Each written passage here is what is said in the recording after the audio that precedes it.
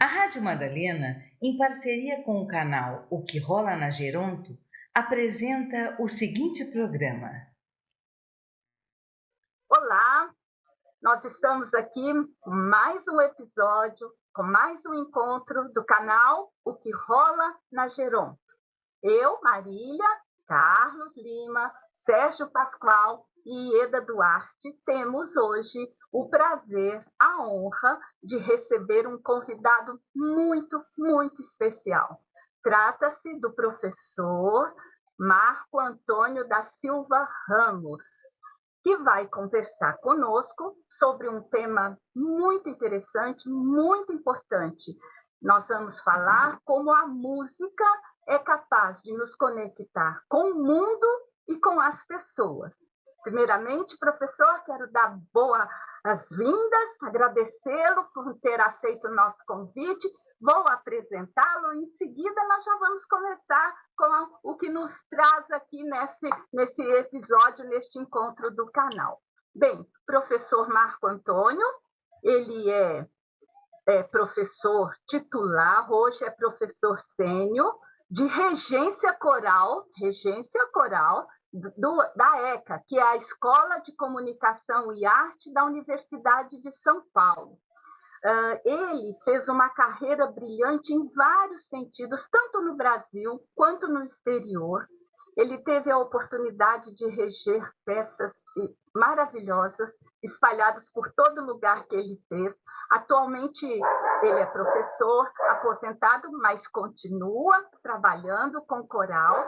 Ele tem uma experiência super boa na escola, na Universidade Aberta da Terceira Idade da USP, quando ele abriu, né, quando ele teve o prazer de reger o coral da Terceira Idade.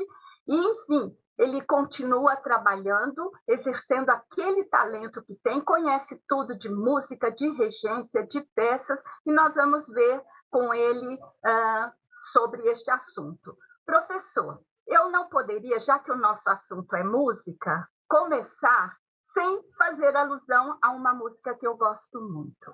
Esta música chama-se Eu, Caçador de Mim. É interpretada por Milton Nascimento, mas a composição é de Sérgio Magrão e Luiz Carlos Sá. E, assim, essa música sempre me acompanhou na minha vida, porque eu gosto muito, mas eu não vou ler ou citá-la inteira, mas eu gostaria só de fazer um comentário que começa assim. Preso a canções, entregue a paixões que nunca tiveram fim, vou me encontrar. Longe do meu lugar, eu, caçador de mim. Nada a temer senão o correr da luta, nada a fazer senão esquecer o medo. Abrir o peito à força numa procura, fugir às armadilhas da mata escura. Longe se vai sonhando demais, mas onde se chega assim. Vou descobrir o que me faz sentir eu, caçador de mim. Não é? Então, essa música faz parte da nossa música popular brasileira. E pensando no que não da interpretação da música, mas a beleza, e eu não estou falando quando ela é interpretada, estou dizendo nesse momento apenas da letra. A música é realmente capaz de nos conectar com o mundo, com as pessoas, professor? Sim, na verdade, você está me perguntando da música, mas você está falando de poesia, né? Sim.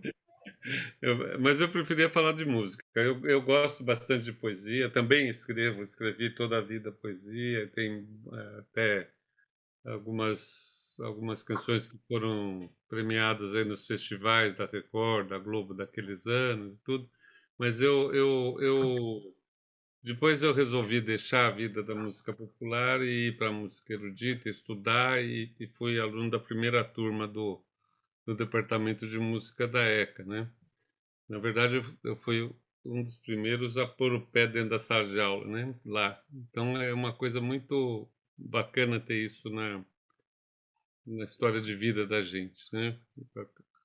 Essa coisa de participar de um primeiro passo, né? Antes de começar a falar também do tema central, eu ainda queria corrigir um detalhe. Eu nunca fui o regente do coral da terceira idade. Eu fui o fundador, mas quem regia eram os nossos alunos.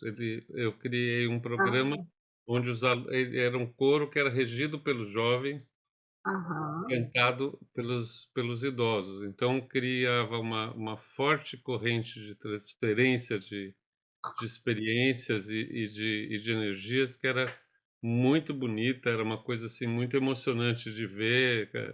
Os concertos desse coro eram assim muito marcados pela emoção e pela qualidade, porque eu sempre disse para eles que não tem idade para fazer arte com qualidade, que a gente tem que trabalhar e desenvolver, né?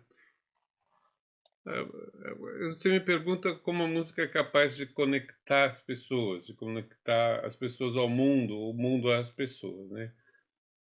A música é,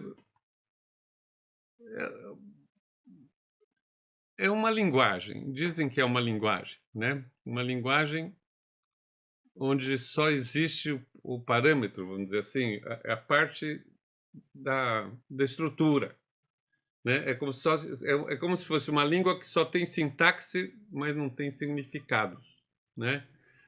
Ela tem, então, essa coisa estrutural, né? Onde a gente passa coisas, diz coisas, mas se você vai olhar, você diz assim, bom, do ré mi não quer dizer me dá um copo d'água, né? Em língua nenhuma. Então, ela não tem esse significado direto ela, a música é como se fosse só sintaxe, ela não tem uma parte, a parte que seria a da semântica, a dos significados, né? E que, portanto, ela não quer dizer, do ré mi não quer dizer nada em língua, em música nenhuma, né? Não quer dizer cachorro, não quer dizer cadeira, não quer dizer abajur, não quer dizer computador, não quer dizer nada. Quer dizer música, né? Então a música é uma linguagem que fala de música, né? Ela tem uma forma de criar relações com a vida da gente ou algumas formas. Uma delas que é por associação, a principal. A gente acaba associando certas músicas a certas situações da vida. Então, isso pode nos agradar ou desagradar, né? Às vezes a gente não gosta da música, mas ela aconteceu numa parte boa da vida da gente. A música, quando toca, você lembra daquilo, você até gosta da música que você não gostaria, né? E do outro lado, às vezes uma música que você gosta muito, mas ela acontece num momento onde você está com uma situação crítica na sua vida, com alguma coisa assim. Então, quando você ouve aquilo, aquilo te derruba, te entristece, te traz sentimentos negativos. Eu não acho que a tristeza é tão negativa, ela é parte da gente, né? É parte da música, a música ela fala de tudo sem falar de nada, né? Os compositores ali do princípio do Barroco, final da Renascença, eles estavam preocupados em que a música fosse capaz de dizer os sentimentos humanos, né? Então, Monteverdi, que foi um compositor muito importante nesse sentido, ele dizia assim: a gente já sabe como se faz a música sobre o amor, a gente já sabe como faz sobre a tristeza, sobre a paixão, sobre isso, mas a gente não sabe como é que a gente faz uma música sobre a paixão extremada, sobre o cometimento, né? Sobre a guerra, sobre a luta. Então ele faz uma canção, não é uma ópera, é um drama posto em música que ele chama, que chama O Combatimento de Tancredo e Clorinda. Então não é só que ele vai falar sobre a guerra, ele faz com que a música crie essa sensação desse momento da cavalgada, dos cavalos e das armas, essa coisa toda, não? Então, as pessoas estão sempre procurando, e o homem está sempre descobrindo uma coisa nova em si mesmo, e a música está procurando sempre traduzir o sentimento do tempo, as coisas do seu tempo, né?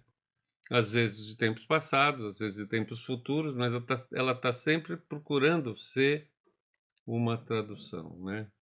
O Ezra Pound, ele dizia que os artistas são a antena da raça, né? Então acho que tem uma coisa interessante aí para a gente falar nessa conexão, né? Tá ligado no conjunto. Às vezes tem percepções anteriores, futuras. Ah,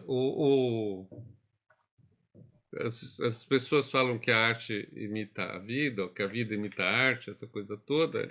Eu sempre me lembro de um fato muito interessante que é da ciência se servindo da arte, né? Contrário do que se diz, né?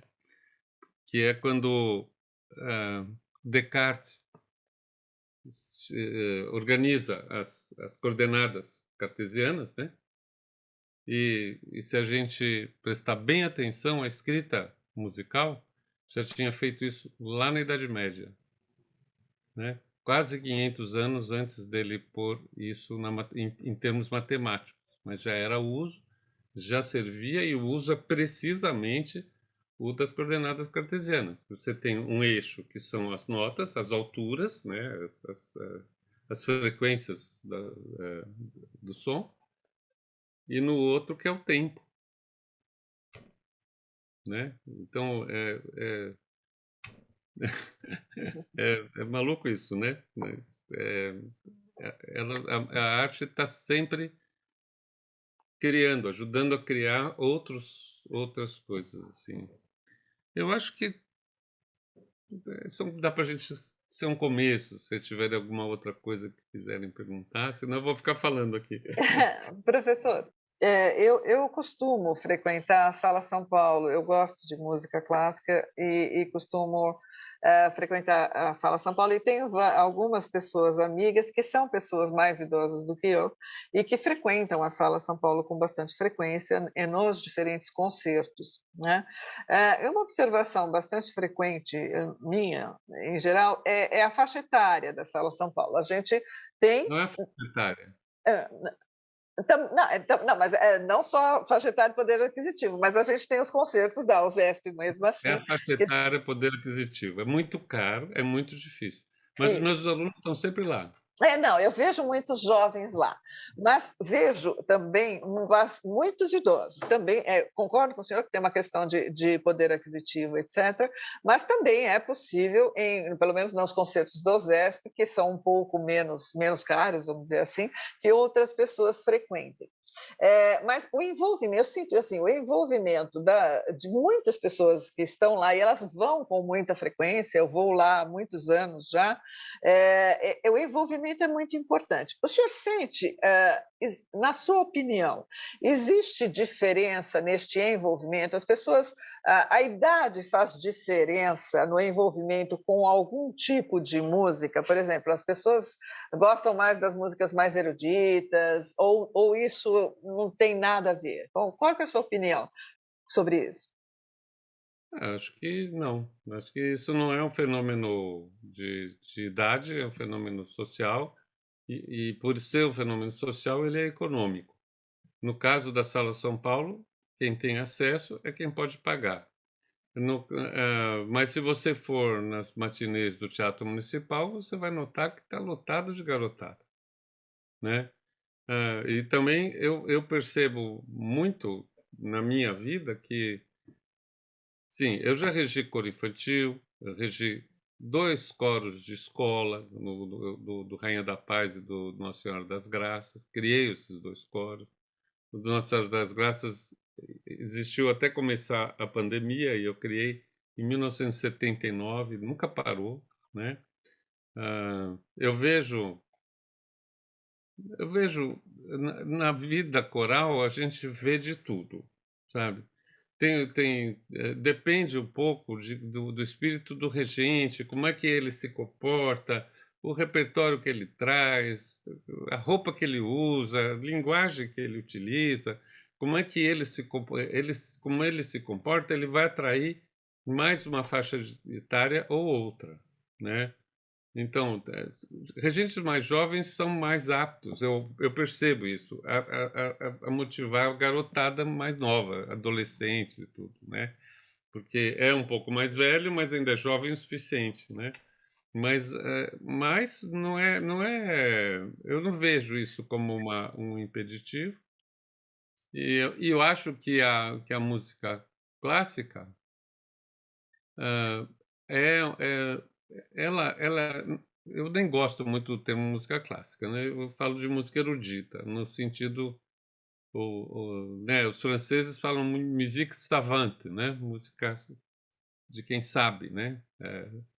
Da sabedoria, né?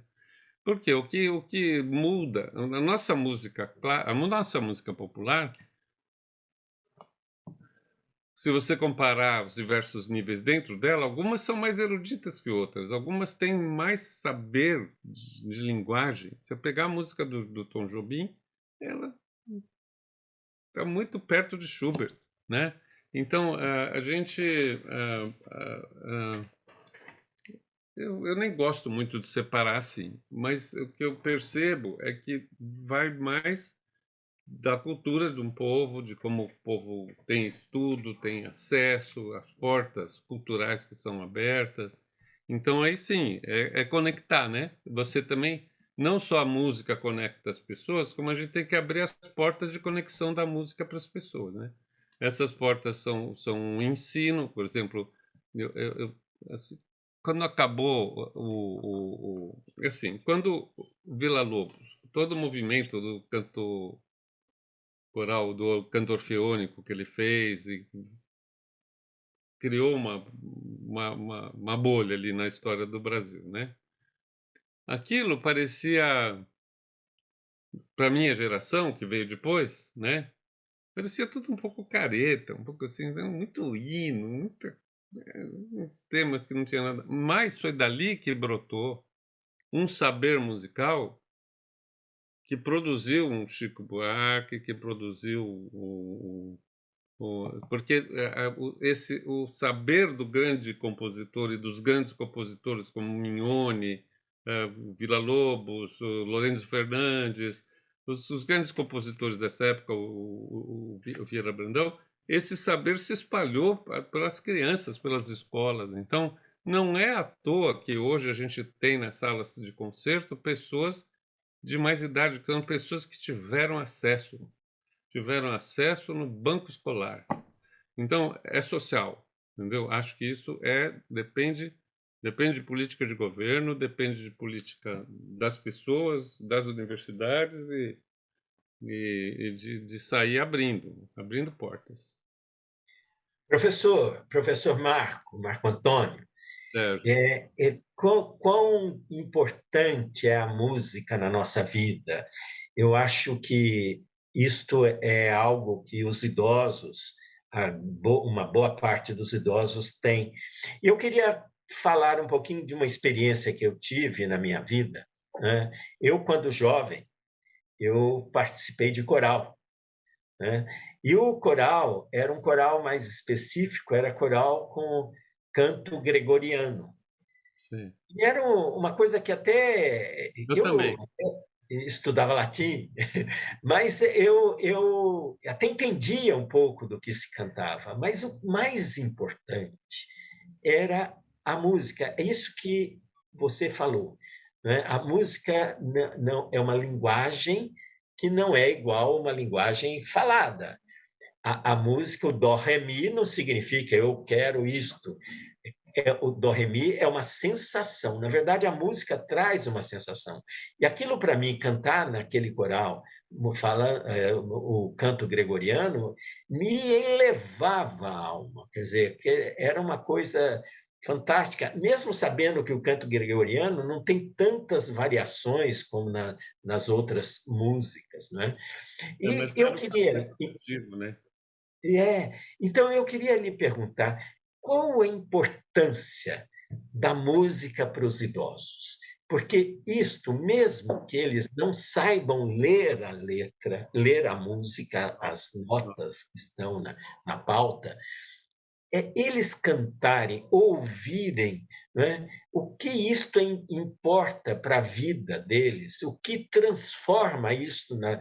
Até já disseram, tem música, foi você mesmo, tem música que nos remete a alguma lembrança, mas além disto, para mim isso é claríssimo. Quando eu ouço uma música, parece que eu me transformo, eu me sinto bem, dá uma sensação de bem-estar, mesmo que não me remeta a alguma lembrança boa. Se remete, ainda tem essa outra questão.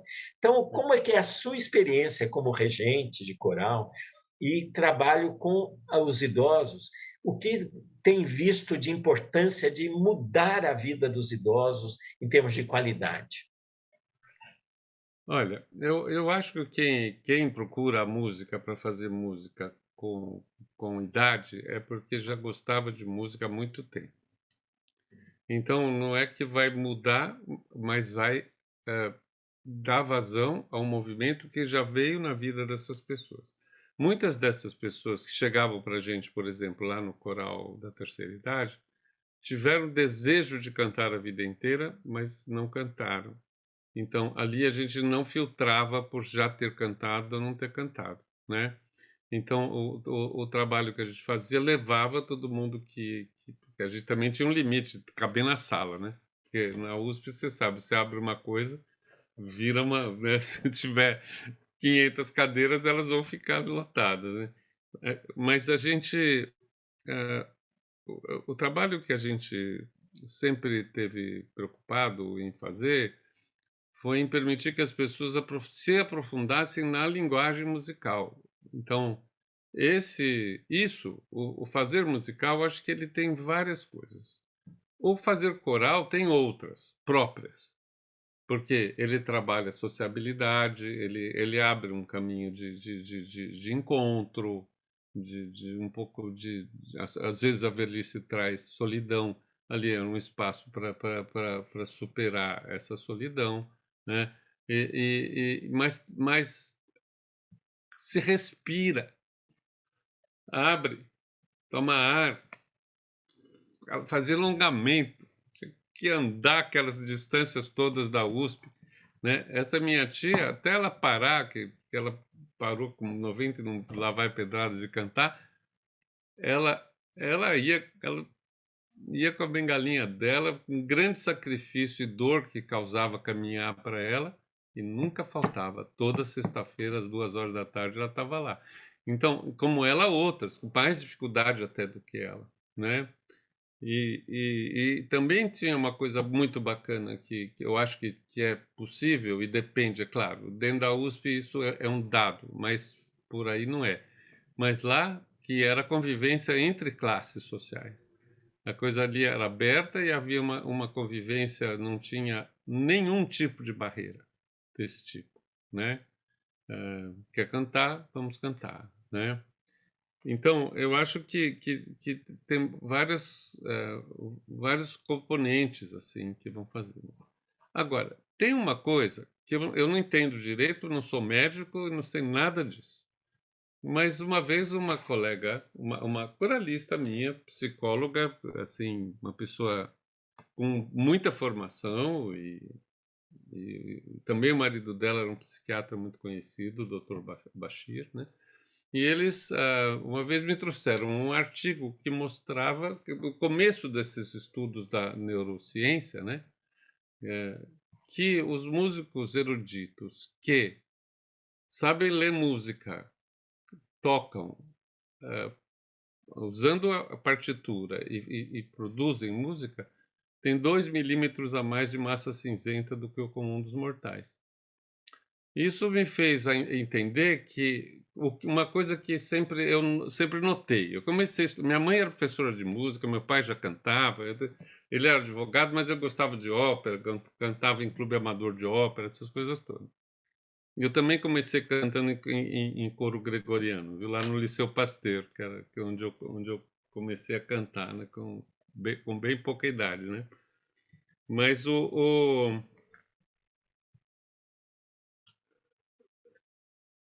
eu acho que eu percebo que tem uma coisa da autodisciplina, do que é aquilo que a música exige de cada um, que é assim, se você quer ir mais longe, você precisa praticar, você precisa muitas horas, você precisa muitos dias, muitos anos, às vezes décadas em cima de uma coisa para conseguir dar conta. Então, e que de repente um dia você percebe, eu sei.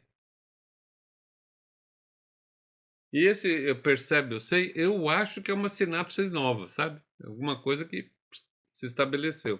Por isso vai talvez aumentando, segundo aquele estudo, como eu disse, eu li naquela época, ela me deu a revista, eu li, depois eu devolvi a revista e não tenho essa revista comigo. Mas eu nunca mais me esqueci disso, porque eu percebo que tem algum nível de um passo à frente na espécie que talvez é dada aí. As têmporas, que é o lugar onde essa espessamento da massa cinzenta ocorre, a gente sabe que é o lugar das línguas, né?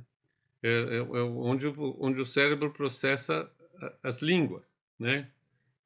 E a matemática, embora a matemática tenha outros mecanismos, mas eu tendo a enxergar a matemática como uma linguagem aplicável às ciências, né? Inclusive Então, a métrica da música, né? O compasso. mas não é só a métrica, não. É que assim, vou te dizer uma coisa. Eu componho também, né? E componho música erudita. E eu percebo que por exemplo, mas isso é meu, cada um é de um jeito. Mas eu vou indo com aquilo na minha cabeça, e eu estou dirigindo, eu estou comendo, eu estou, às vezes, dando aula, aquele troço está lá na minha cabeça, né? Um dia eu sento e escrevo. Mas o dia que eu escrevo, eu já sei tudo que eu quero pôr no papel. Ou seja, há um nível de abstração que se dá aí que o próprio Piaget descreveu em artigo próprio, né? Como um nível de aplicação. Ele dizia que os compositores chegavam a um nível de abstração mais alto do que o da matemática. Então, eu não li esse artigo, não conheço, mas é evidente que a música é um estímulo muito complexo, né? E a gente, para desenvolver cérebro, a gente precisa de estímulos, estímulos de toda sorte, desde a atividade física, que é um estímulo para a linguagem cerebral, os circuitos cerebrais, e as coisas mais complexas, como, por exemplo, a escolaridade, leitura, jogos e a música. Acho que a música, e compor a música, então, é algo então muito mais complexa. Por isso que talvez essa questão de ligar a Tocar órgão de música... tubo, você pensou que quer tocar órgão de tubo? Com vários teclados, as duas mãos e os dois pés, tudo ao mesmo tempo? Exatamente, quer dizer, é uma atividade extremamente complexa e por isso é um estímulo muito complexo, o que exige muitos circuitos cerebrais. Então, isso é fantástico. E eu acho que é muito importante a música para o desenvolvimento dos idosos. Até, por exemplo, a gente sabe de musicoterapia para o tratamento de Alzheimer, por exemplo. Ajuda muito. E Parkinson, né? Parkinson também. Isso, pensando um pouquinho nisso que o Sérgio acabou de colocar e no que o senhor também acabou de colocar, professor, na sua experiência com o coral, né, que o senhor fundou na universidade, que era trabalhado pelos... Foi um deles, eram 7 grupos antes da pandemia. Então, melhor ainda, né? Nessa sua experiência com os corais, o senhor observou modificações nas pessoas que mais ativamente participavam, ou pelo menos mais, não, se não ativamente, mais continuamente, como o senhor mesmo disse, né? A atividade de repetição, ele está lá, ele vai pela motivação, porque ele gosta, mas ele se envolve e ele volta e faz isso uma rotina da vida dele. Às vezes nem todos são assim, mas tem as pessoas que mais são assim. O senhor conseguiu perceber alguma modificação no geral dessas pessoas? Para a gente compartilhar com quem nos escuta o quão bem a música pode fazer para as pessoas idosas, nesse sentido.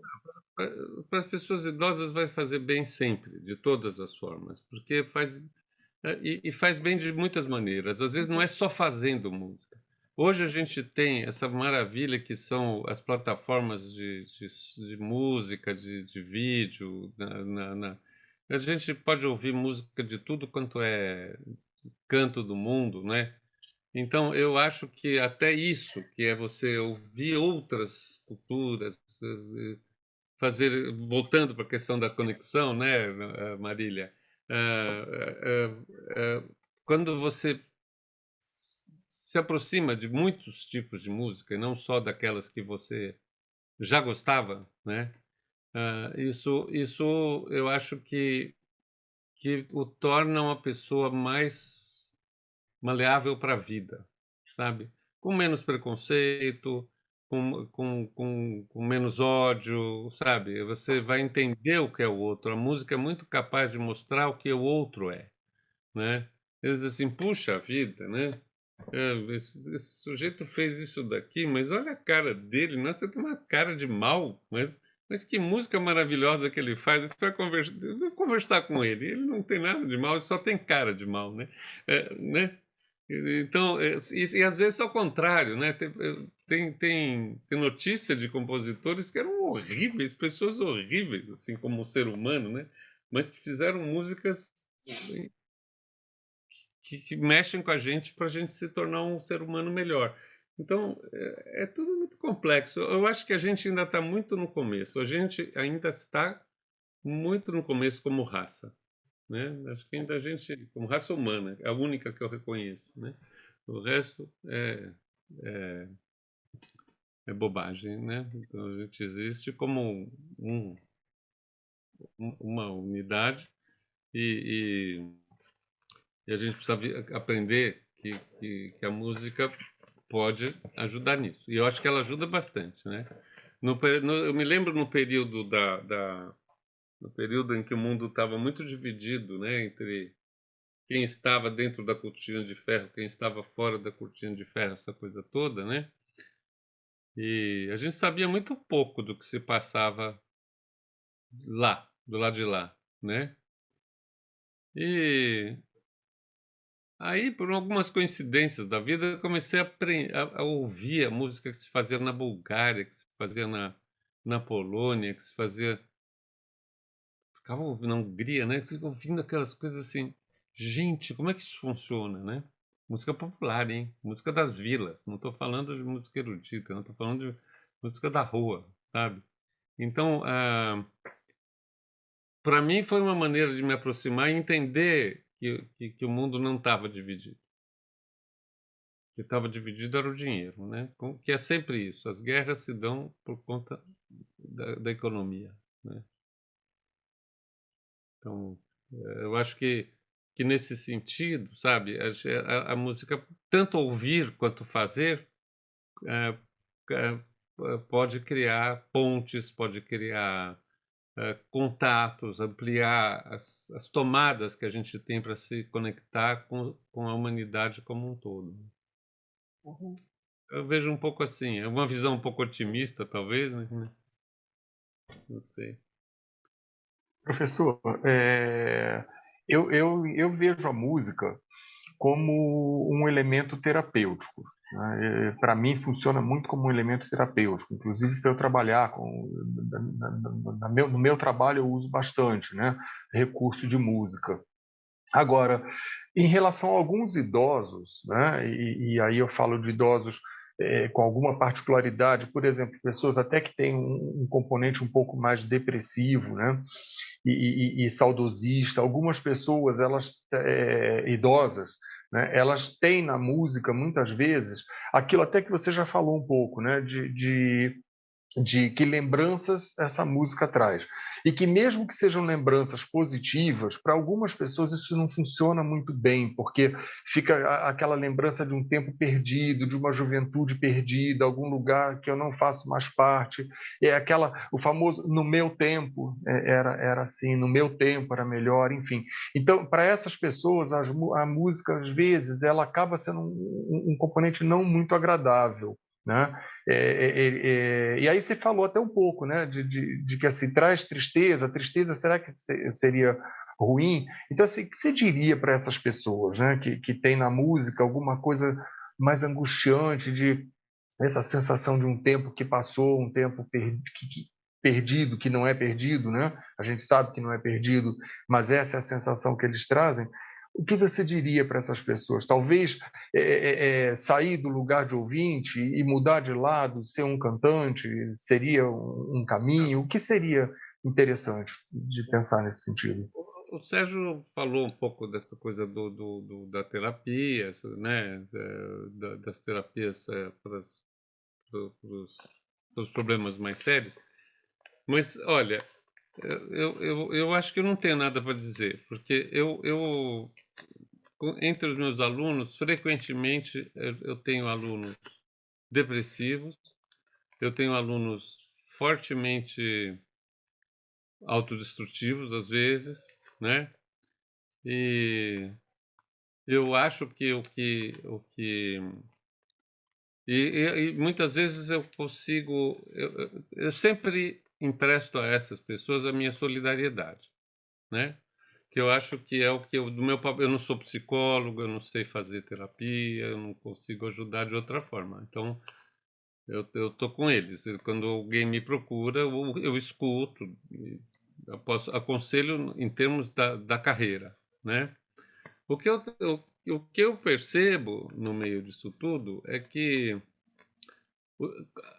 quando a gente vai fazer música, ela nos põe os desafios, e desafios são as coisas que nos tiram do chão. É quando a gente põe alguma coisa na frente e diz assim, bom, eu vou vencer isso aqui. Eu enxergo assim, né? Você está me perguntando uma visão pessoal, ela só pode ser muito pessoal, né? Eu, pessoalmente, né? Portanto, eu estou agora com 71 anos, né? E eu comentei com a Marília que quando eu comecei o coral da terceira idade, eu tinha 45, eu achava que nunca ia chegar lá, né? Que nunca, não, velhos são eles, eu não sou. E foi bastante divertido esse processo de aproximação. Então, e tem mais uma coisa assim minha. Eu ainda sou o menino que eu fui. Provavelmente ligado à música, mas eu não tenho saudades melancólicas das coisas, porque eu continuo sendo capaz de sentir as mesmas coisas que eu sentia quando eu tinha 7 anos, ou 5, que são memórias mais fortes, mais antigas. E eu vivo a vida incorporando e não ficando com saudade do que passou. Não adianta, eu não vou mais fazer o que eu fazia quando eu tinha as minhas filhas pequenas, que levavam uma em cada braço, mais 2 sacolas, o pinico na cabeça e saía andando com elas. Não, isso não vai acontecer mais, eu não tenho mais energia física para isso, mas eu continuo fazendo o meu pilates, eu continuo fazendo ginástica, caminhando, estudando meus instrumentos, cantando e trabalhando com os jovens. Então, o fato de que eu trabalho com jovens, isso eu acho que é uma coisa que vale, sabe?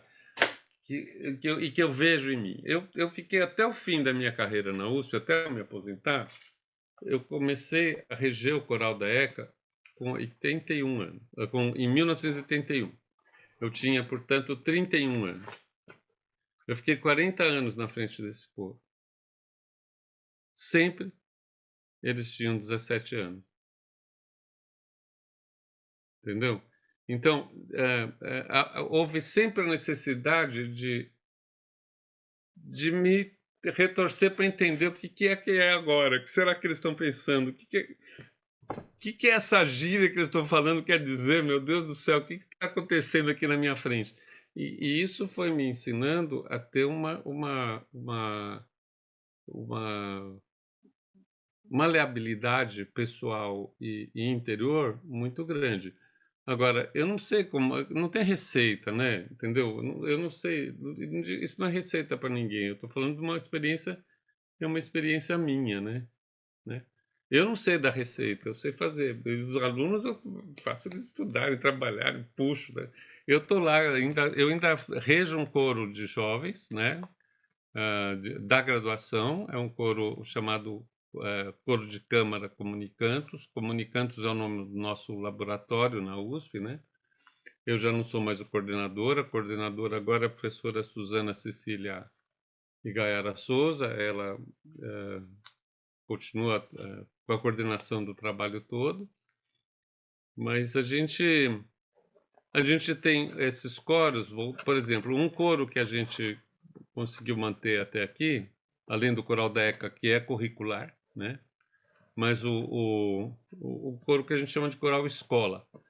O coral escola não faz distinção de idade, de coisa nenhuma. A gente tem gente com 79 anos e gente com 17 lá dentro, né? E tem que soar. A batalha por soar bem é que unifica tudo, né? Então, são experiências diferentes. Quem rege esse coro do Coral Escola, que eu chamei, são os alunos. É como se fosse, no caso, Pascoal ou Ieda, um hospital escola, né? Só que não é um hospital, é um coral escola, onde eles fazem e aprendem a fazer com a supervisão minha, da professora Suzana e do jovem professor Fred que me substituiu, né? Então, tem essa coisa de fazer acontecer. Tem aí essa coisa que o Carlos perguntou, da tristeza, tem gente que não gosta de um repertório, mas não gosta dessa peça, mas eu gosto daquela. Mas você gosta daquela, não gosta daquela. Ok, eu vou cantar essa porque você gosta, e eu, entendeu? Então, as coisas ficam mais maleáveis também. Então, acho que isso é a coisa da maleabilidade do espírito, do modo deles se colocarem em frente aos coralistas, os próprios jovens, né? Porque eles são graduandos e pós-graduandos, né? No coro de câmara, os meus assistentes são doutorandos, né? No coral da ECA, os assistentes são mestrandos. E no coral escola, são os graduandos.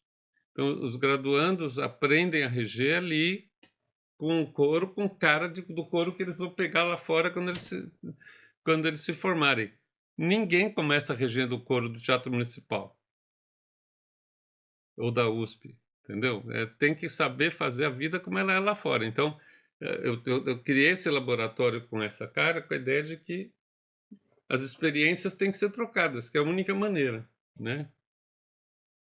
Então, acho que essa coisa da terceira idade trocando com o jovem, do amador trocando com o profissionalizante, do doutorando orientando o graduando, do graduando reclamando com o doutorando, e, sabe? Tem uma vida e tudo isso ligado à pesquisa, né?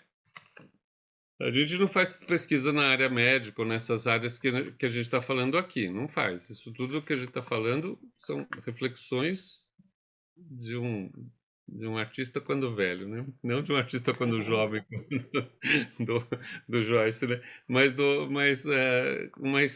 são reflexões olhando para a vida, lembrando também, sim, das coisas que eu aprendi com os meus professores e passando a experiência deles, que passou por mim, passando para frente para continuar, né? A escola de regência que a USP tem um laço lá no século XIX. O professor, o primeiro regente de coro que separou a atividade de regência de coro da regência de orquestra foi Brahms. E um aluno dele foi professor do meu professor. Então, essa tradição vem de lá, mas ela está totalmente cheia de samba aqui, que foi a minha experiência de jovem lá no meio dos originais do samba, do MPB4, Eduardo Gudim, que era o meu parceiro, né? E isso entra na minha música erudita também, né? Eu acho que uma das coisas bonitas que tem na música brasileira, voltando para o primeiro tema que a Marília trouxe, é que ela é capaz, a música brasileira tem sido capaz, não sei se sempre vai ser, mas ela tem sido capaz, foi capaz durante o século XX, pelo menos, de deixar conversar a música erudita com a música clássica. Então, mesmo aqueles mais europeizantes, mais assim, não quero saber nada com música popular, mas quando você vai ver, no meio da composição daquele cara tem uma ginga, tem uma coisa assim que, que é bonita de se ver, né? E assim Chopin, né? Foi a mesma coisa, né? Essa conversa da música popular polonesa com a música erudita que ele dominava com perfeição. Liszt foi assim, com Bartók, Kodály e tantos outros, né? Brahms, Beethoven, né? Tinham um desejo de uma coisa, mas estavam sempre olhando para onde a música estava, né? A música está no ser humano, está na vida, né? Às vezes está no passarinho, sim. Muita gente se inspira no sabiá, né? Vou para África, ainda vou, né? Mas, mas o sabiá não sabe disso, né? Parece que não. Professor, Os sabiás aqui em São professor, Paulo ficaram loucos, né? Eles, como aqui não tem noite, não tem dia, porque está sempre tudo iluminado, eles encontraram horário para namorar às 4 da manhã, né? é, Então, se você prestar bem atenção, eles cantam às 3h30, 4 horas para É acordar a verdade, é gente. verdade. aliás, professor, o canto dos passarinhos eu acho que inspira muito e deve inspirar, inclusive, os compositores, eu imagino, porque tem Tem tanta alguns, né? melodia, tanta coisa bonita. Mas eu Tem- queria ressaltar uma coisa muito importante da sua história, da sua trajetória, que foi ao passar dos anos, quando envelhecendo e as turmas sempre tinham a mesma idade, nos relata que o que o fez ter sucesso foi a maleabilidade. Isto é uma característica fundamental que nós, todos, seres humanos, precisamos aprender a ser para ter uma velhice melhor. A maleabilidade, essa adaptabilidade, é que vai nos fazer A gente ter não fica uma. aquele vô ranzinza, né? Exato, não ser ranzinza.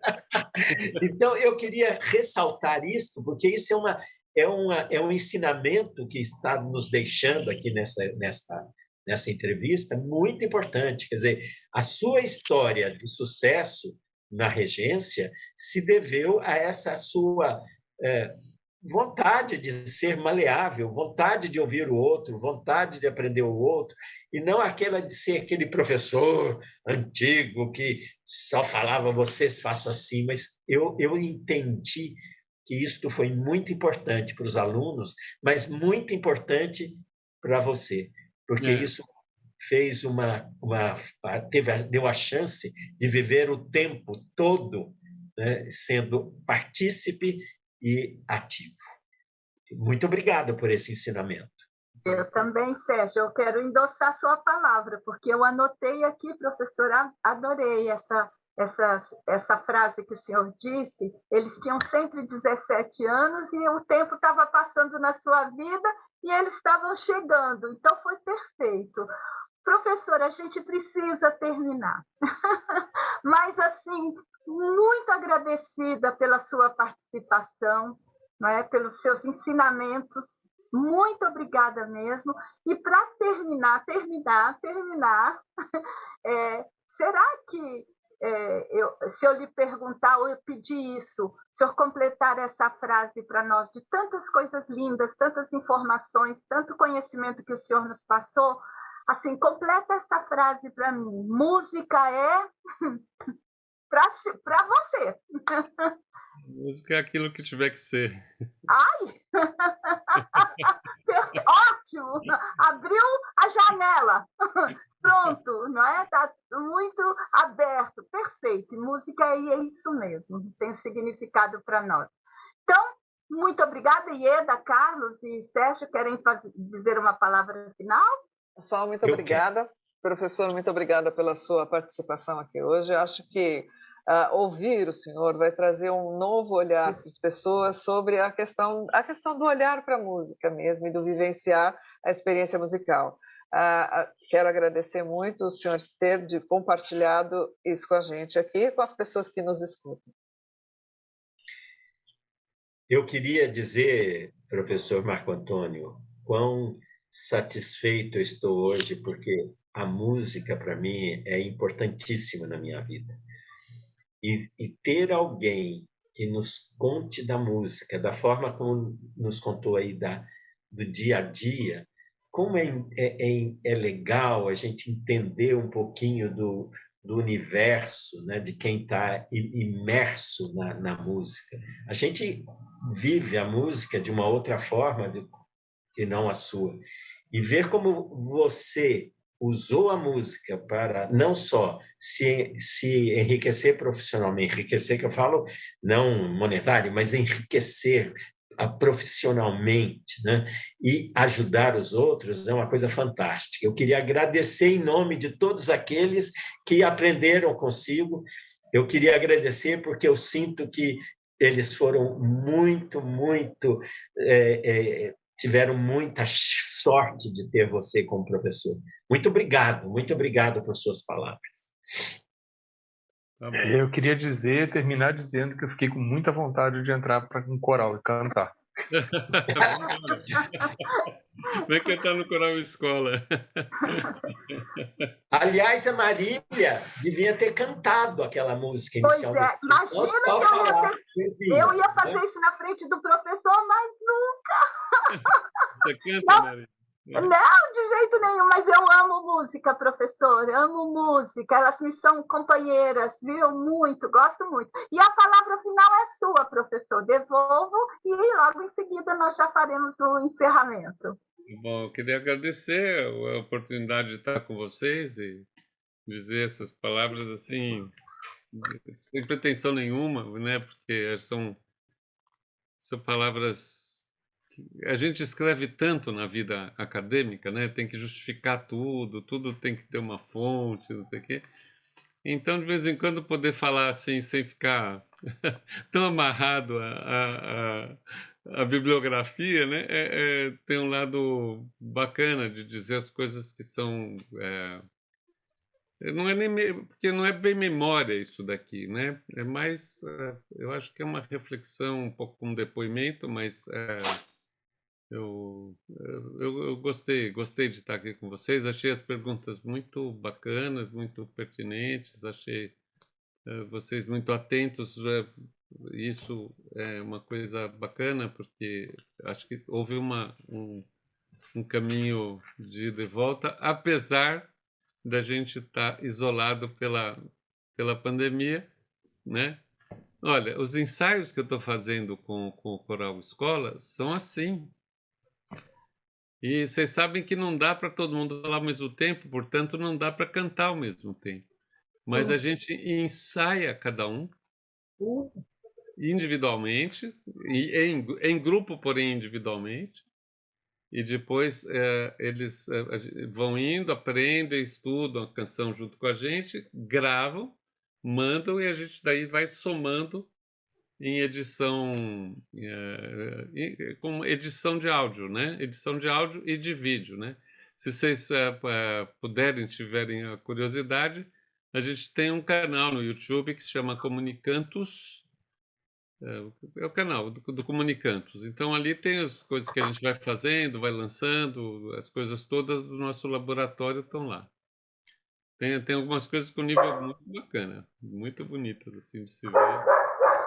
Bom, muito obrigada, professor, mais uma vez, Ieda, Carlos, Sérgio, e estivemos juntos aqui em mais uma série, um episódio, um encontro do canal Que Rola na Geronto. Contamos com sua divulgação, pedimos que você sempre dê um retorno para nós, toque o sininho, dá um ok, e estamos aí até o próximo episódio. Muito obrigada. E até a próxima. Tchau. Tchau, muito Tchau, obrigado. professor Marco Tchau. Antônio. Obrigado. Obrigado a vocês.